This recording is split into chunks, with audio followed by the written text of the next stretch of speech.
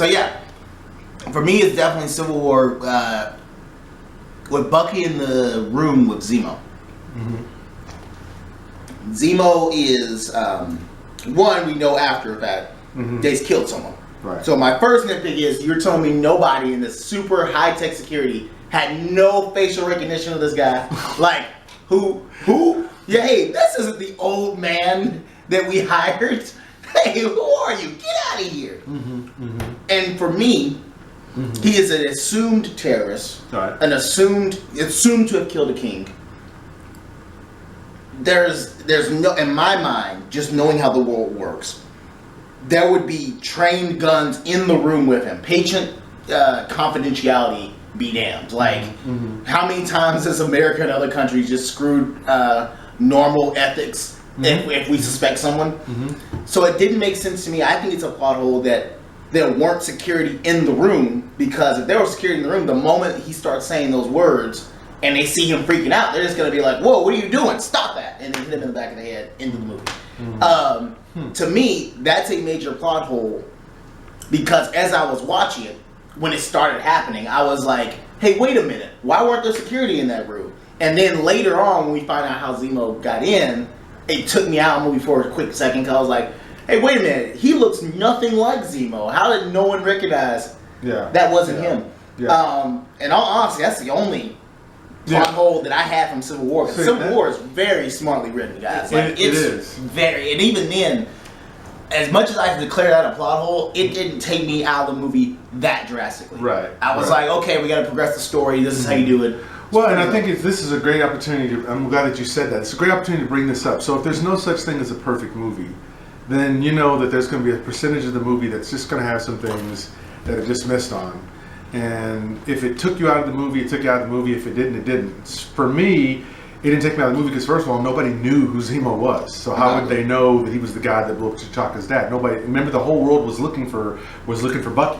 They thought Bucky had done it. That's what I'm like. So to me, I don't think they'd be hiding. Where I think you do have an argument is, if it's a military clearance type situation, and so he would have had to gotten a badge to get in there. And if that's the case, his face wouldn't look nothing like the guy he would have been impersonating. So, and I imagine that would have records also of who this guy should be. Yes. So that part I would agree with. Now, whether that was a big plot hole or something, because you call it major, I call it minor. I wouldn't call it a major plot hole. I would just say that there was one thing that here's the fanboy side right here, right? Okay. All right. There's fanboy and there's critical thinker, and then there's a mixture of somewhere in between. I'm a little bit of both. Now, the fanboy in me wants to say, because I've watched other fanboys defend other properties, The Force Awakens read, I could say, well, Zemo had a bag with him. And how do I not know that he had another badge in there? And how do I not know that he had a fake prosthesis face that he used to impersonate the psychiatrist? But see, again, that's reaching, and that's just using reasons to explain something away. Now, is that possible? Yes. Now, the thing is, when you're talking about sci-fi, superhero movies, you're going to have a couple of things that you're just going to have a suspension of belief on because of the nature of the movie itself. Yes. So for me, I let it slide, but I also see why you would say that. And my other one was his EMP device. He was building it. I had no problem with him. He was building it piece by piece in the hotel room. I questioned how the hell did he get that outside? Because let's just say he was on the first floor. Even then, someone's going to notice him trying to move a giant EMP device through that door, which I don't even think it could fit through that door. Yeah. And again, that's a minor one. I didn't mind that one as much. To me, I really disliked the idea that nobody checked his face. That's something but like a minor one for me is probably going to be the vision of the fight and how did he get his EMP device out of the room. Which my thought, which I can reach and answer that is if I can logically say he was building it piece by piece. I can logically just break it up piece by piece and send it. Well, yeah. So that's and if you stay in hotels a lot, and I do, it's nothing to have somebody bring up a cart and then you just put it on the cart and cover it with a sheet. That way it doesn't draw attention. You just do that once or twice and you're good. It's not an issue. If anything, if I'm going to nitpick a movie to death for sure, it'd be Batman v Superman because if we go there, like Civil War I loved and I thought that movie was pretty dang good, and there's other videos we're going to talk some more about that. But if you want to talk about some major plot holes, Okay, Batman versus Superman. We can go to town. In fact, how much time do you have? Yeah. Just to give you an example of just one of the major nitpicks, and for me, and I guess it's a major plot hole. Major plot hole, yeah. Yeah, is the idea that you see Batman has Robin's suit in glass, and it's got Joker's writing all over it. So why didn't you ever explain that or say anything about that? And you didn't. You introduced something that really didn't need to be in the film because you never touched on Robin, you never touched on Joker, and it's confusing because remember, Lex Luthor was sending Batman letters with cutout, sending letters with cutout letters in the letters, and it would have been too easy to go, oh, did Lex Luthor do that with the Robin suit? Because that had writing on it, and he's been sending him writing. So that's almost too confusing. So it's almost better if that scene wasn't even in there, where he walks past the Robin suit. You really, see, this is definitely a good item, because I totally agree with that point. But because it didn't affect the story, I put it more under a nitpick. Because I felt it was just kind of trying to add to the mythos. Like, oh, we'll explain this later. Which, don't get me started on sequel baiting. I hate that. It felt like it was sequel baiting. Like, we'll explain this in the sequel. Yeah. Now, for me, Batman vs. Superman had a big... Well, that's just one of them. I've got more. I just used that one We first. can name... If we rewatch that movie again, more recently, we can get you an hour. We can get a video as long as the movie of just all the things that don't make sense. Like, for the fact, a big plot hole for me in that movie is the fact Superman has shown that suit, that armored bat suit, none of Batman's weapons are affecting him. And he even grabs him several times, okay? Right. If you don't want to fight someone, and someone's trying to start a fight, what's the other thing? You're going to say, hey, wait, hold on, let me explain. Yeah. He never does that. Yeah. He could have easily, why couldn't Superman just grab him and say, they got my mom, they're going to kill her, I need your help. Yeah. And a major plot hole for me was, why not when Lex Luthor blows up the courthouse? Yep. To kill the senator. Right. My first question was, why not just pay a sniper to shoot the senator? Why blow up the courthouse? Now my first thought was maybe they're trying to sabotage it and make it look like they're setting up Superman. Right. But they don't. Superman, they immediately find out it wasn't Superman. Yeah. So what was the purpose of killing all those extra people? Yeah. I don't. You would have accomplished the same thing with probably cheaper and less money if you just hired someone instead of setting up this whole super wheelchair with a super bomb. Yeah. Just pay one guy to go shoot her or stab her in the alley. Yeah. And done. That's a plot hole. Why was that there? Well, it's a huge plot hole. I'm glad you said that might be even a super plot hole because first of all, blowing up that place with the senator there and Superman there accomplishes what? What narrative, if you're Lex Luthor, are you trying to say? All it did was kill if anything, it killed the senator, which you could do anyway. But here's the other thing. Wouldn't it then also free Superman? Because people could say, well, Superman doesn't use bombs, and Superman was standing there, so why on earth? So now what you could do is actually make people sympathetic to Superman when your job as Lex Luthor is to discredit Superman. So if you're trying to discredit Superman, I can think several other ways to discredit him than that. And it would be more like what happened in Civil War. Talk about the people that Superman didn't save. Yep. That would have been, and then you could have said, well, how come you save these people, Superman, instead of these people?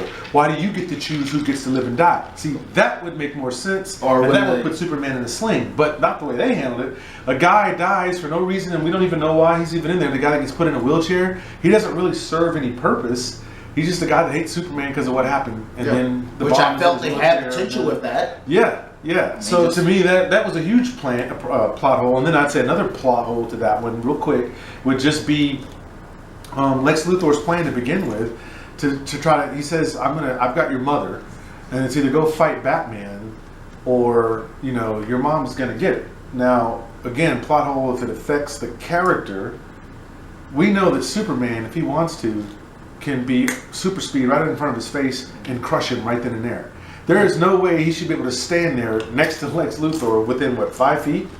If he wants to cross a distance of 5 feet because his mom has been threatened. And by the way, it was set up in Man of Steel. Look what he did to Zod when Zod went after his mother. Superman was punching and knocking him into the ground. Remember he said, if I don't, what did he say? If I don't call back or something. they're just gonna kill your mom anyway or something.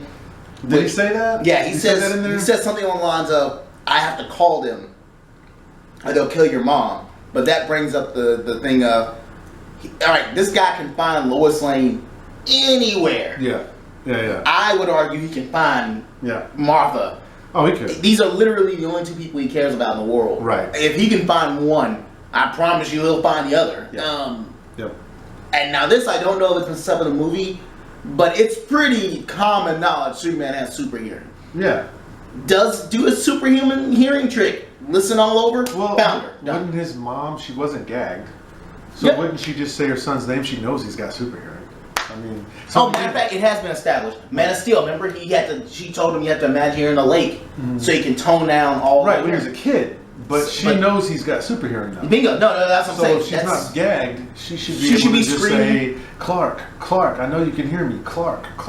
Plausible. That's I mean... No, but they, at the very least, there's a really quick line where he says, if I don't call back in 40 some odd minutes, they're going to kill her anyway. Mm-hmm. Which I'm like, if I'm Superman, goes back to the problem with that fight. Yeah. As entertaining as the fight was, if I'm Superman and I know I have a timetable, I'm just going to be like, stop. Mm-hmm. My mom is in danger. Sure. We are being manipulated. Yeah. Help me out. Yeah. It wasn't like he put if I had written it, I would have had a recording device on Superman so I could hear if he's trying to discuss something like that. Like, it's just, the movie just falls apart. And the only more recent movie like that just has too many plot holes where the movie's not enjoyable, in my opinion. Mm-hmm. Man of Steel is probably the biggest. That movie, it squeaks by, for me, average. And I think you just disliked it all around. I was split on it. I liked the first half of Man of Steel, but that second half just turned into disaster point. I think I said Man of Steel. I mean Batman vs Superman. No, Batman vs Superman. No. Yeah, I squeak by about. I give it an average. Yeah, but it wasn't as bad as what the critics said, but it doesn't compare to movies like Civil War, Avengers 1, Iron Man 1, Thor. I mean, it just doesn't. Which are just tight stories. So just very tight, well paced stories. Another one that doesn't have quite as many, but has very many, is Force Awakens. That's the one. That's the big one. That's the big one. My hands down biggest one that I have given the award. My official title is probably one of the worst plot holes I've ever seen in any movie. You know where I'm going. He hears this all the time. Is capturing Captain Phasma. Oh, tell him about it. And forcing her to put in the code. Okay, this is supposed to be your biggest badass soldier. Mm-hmm. And they didn't even try. Mm-hmm. Just put a gun in her head and force her to put in the code. Fair enough. All right. She put in the code, which someone like that would have been like, oh, I didn't put in the code. I put on the alarm. Now you're screwed. Right. All right. So she then cuts off the shielding for an entire planet. Right. All right. So one person can cut off your only defense system. Mm-hmm.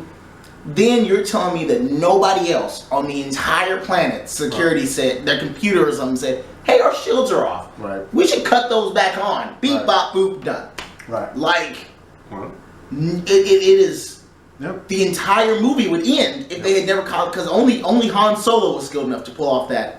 Yeah. Maybe Poe. Yeah. But nobody else in the universe would be able to hypersonic speed past the shielding. Right. So you're telling me one person on your entire planet can cut off your shield and then nobody notices it? Yeah. One of the worst plots I've ever seen in my life. Absolutely. I was flabbergasted that somebody said, this is okay, we're going to. And don't give me any expanded universe as a novel adaptation. In that movie, it was not explained. That's right. That is I get so angry because I'm like, I'm a no one. And then when I write comics or stories, I gotta look for just small stuff. Like, hey, that guy wasn't standing over there, and now he's standing over here.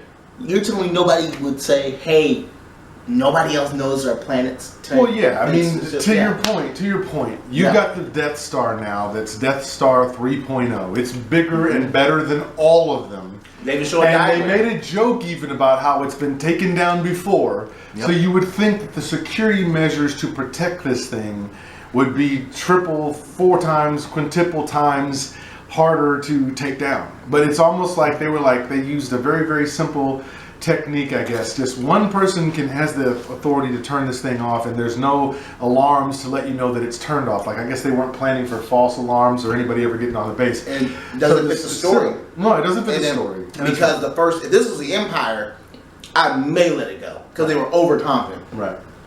The First Order keeps. One of the things I like about the First Order as villains, they made pseudo smart decisions. They didn't capture and keep everyone hostage. Right. They didn't need them. They killed them. No. They only kept the people they absolutely needed. Right. And they didn't underestimate anyone. They were like, oh crap, we got somebody starting to try to take us on, or someone's going to try to go after. Why were they hunting after Luke Skywalker? They feared him. They knew this guy in a band, this one guy and a group of teenagers took down an empire. Right. And they're supposedly nowhere near that level. Right. But they can build a bigger ship somehow. Plot hole. Yeah, they feared him, rightfully so. So it makes sense. It makes no sense that these guys are so smart, but they're not smart enough to be able to have more than one authorization to shut down shields. Yeah, I would agree with you. So I think we got the plot holes covered. So let's talk about nitpicks. Well, a nitpick for me from I'll go to Force Awakens. Okay. Nitpick for me is that when Chewbacca is his shot,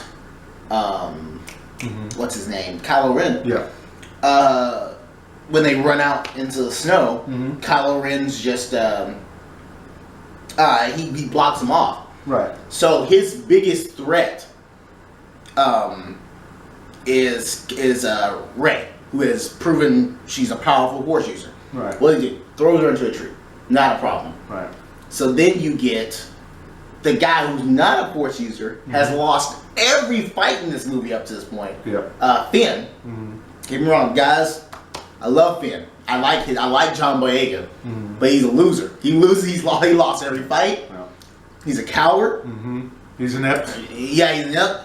I don't really want to. But I love the idea of him. I like the idea that someone can change, but I can't live in the facts. Yeah. So if he can force throw someone who's a powerful Force user, and this guy has the one thing that you want, that lightsaber, guess what? Force throw, pick up my lightsaber, and walk off. Sure. That's a nitpick. Like, I understood why he fought, I guess, to prove himself, but I'm not going to say it's a plot hole because it didn't affect the plot. It just made me question, why are you going to force throw her like 50 feet? And you don't just do the same thing to the guy who can't defend against it. See, and I could argue it is a plot hole because the movie established earlier, because like again, if it goes against something that's established, it established earlier that Kylo Ren can freeze people. Oh, forgot about that. Right? So remember at the end, Snoke says, and he knows that the planet is starting to crumble and things are going bad and all this stuff, right? And his dad was just killed. So Snoke just said, "Bring me the girl." That was his only deal. And we know that whatever Snoke says to do, Kylo Ren just follows it. Because remember, Princess Leia tells us it was Snoke who turned him. So he would listen to Snoke over Luke. And Luke's his uncle, so obviously he does whatever Snoke says. So to me, I would argue that you could say it's a plot hole in that early on in the film it established that if he don't want you to shoot him, he can freeze your arm. He did it to Poe, and he did it to Rey. So to me, what would make the most amount of sense is since you can freeze people, and you know you got a short amount of time, and you're bleeding to death, it seems like to me you freeze him and you freeze her. You don't even need to throw her up against the tree. You just freeze the both of them. You get your lightsaber, and since you freeze her, you hand wave and knock her out like you did the last time. Since you already said earlier in the movie, the longer that she's around, the stronger she gets. So what do? You fight her after you have told everyone else that the longer that she's moving, the longer that she's around, the stronger she's getting.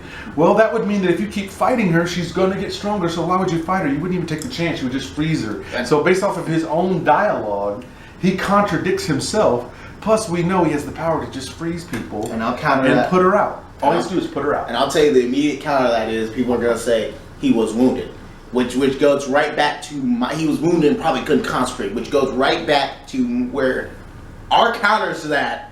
He tells plot hole and counter nitpick. You can't counter both of us because the moment you say, "Oh, he was too weak to Then why did he throw Ray up against the tree? I'm arguing if he's strong enough to throw one against a tree, he's strong enough to throw a force user against a tree. Right. He's strong enough to throw someone who isn't a force user against a tree. Absolutely. So I fully agree. Absolutely. There's no excuse for it. And if you don't take that one, then I'll take it to the next level on that same thing. If y'all don't agree with that one, then what about this?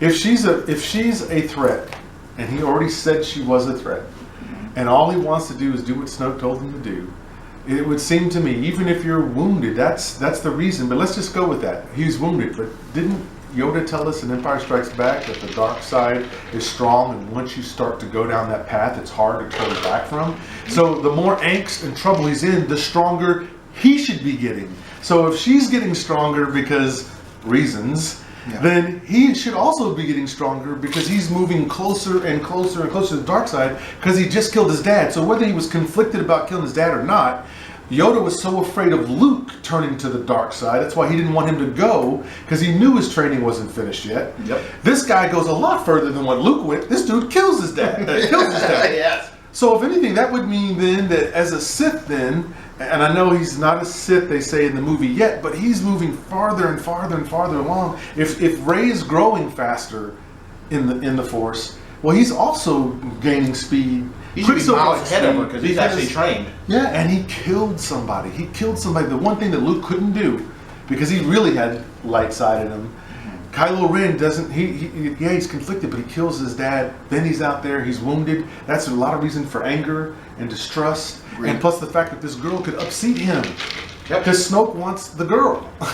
Like, it didn't cross his mind that maybe Snoke there's a reason why he wants. I'll tell you this: the reason we get so passionate about plot holes from Force Awakens, is that movie has such high potential. Mm-hmm. It does so many, in my opinion, for me, it does so many things right. Agreed. That it kills me. That it does when it because Force Awakens doesn't half-ass anything. When it does it right, it does it crank to 10. But when it does it wrong, it cranks it to like 11. Like there's no like real in between. There's nothing in Force Awakens that I can just say is right. Like I can't just say I love this, or I love that special effect, or I loved how they handled that. Right. Or it's like that was awful. Why did they do that? Me and PJ waited for that movie for so long. Right.